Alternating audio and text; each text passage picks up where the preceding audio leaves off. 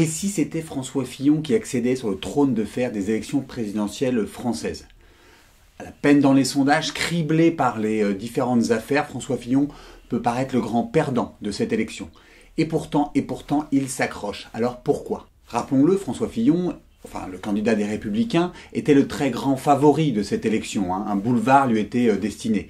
Un Front National très important qui lui promettait un front républicain en cas d'accès au deuxième tour, une gauche complètement divisée et dévastée par le quinquennat socialiste, un électorat centriste plutôt mollasson et qui était lui aussi à coquiner avec le pouvoir socialiste. Tout présageait une victoire très florissante pour François Fillon et pour le candidat des Républicains. Mais l'on sait que François Fillon a lui-même sabordé sa campagne par ses nombreuses corruptions et collusions avec le monde des affaires. Et pourtant François Fillon s'accroche. Il s'accroche et depuis le mois de mars, il a de très grandes chances d'accéder au deuxième tour des élections présidentielles. Pourquoi? Il se base sur les analyses et les critiques que l'on peut faire sur les sondages. Et oui, en effet, les sondages, qui le donnent d'ailleurs maintenant 4e homme derrière Jean-Luc Mélenchon, sont complètement faussés, on le sait bien.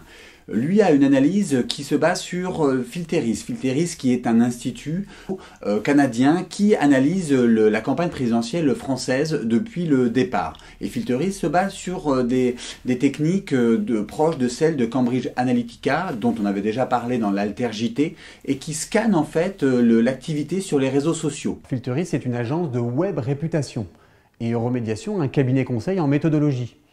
Pas d'échantillon cible, pas de questions orientées, pas de redressement des sondages hasardeux.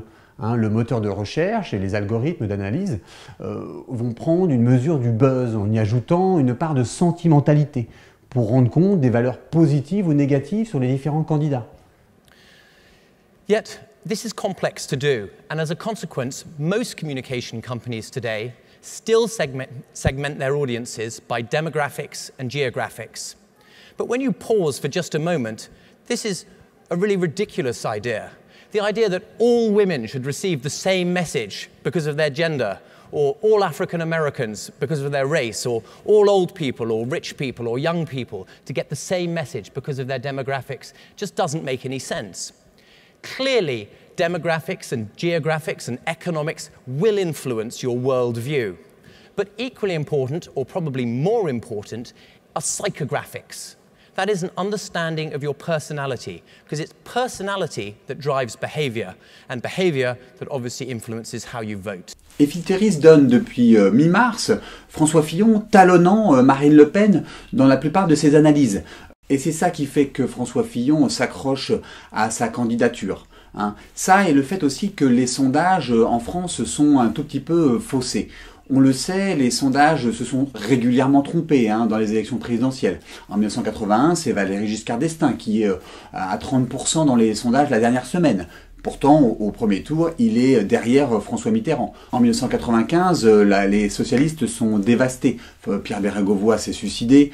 Ils n'ont que très peu de députés à l'Assemblée nationale. Et pourtant, Lionel Jospin arrive en tête avec 23%. Et on présageait que Édouard Balladur était le grand favori. C'est Jacques Chirac qui passe devant de lui. En 2002, on le sait, Jean-Marie Le Pen arrive à la surprise générale, la dernière semaine, à passer devant Lionel Jospin. Les sondages en France se basent sur la technique des quotas. On va se baser sur l'INSEE et créer une espèce de panel, un panier de la ménagère d'ailleurs des sondages, pour pouvoir avoir une analyse assez fiable de la population et de leurs intentions de vote.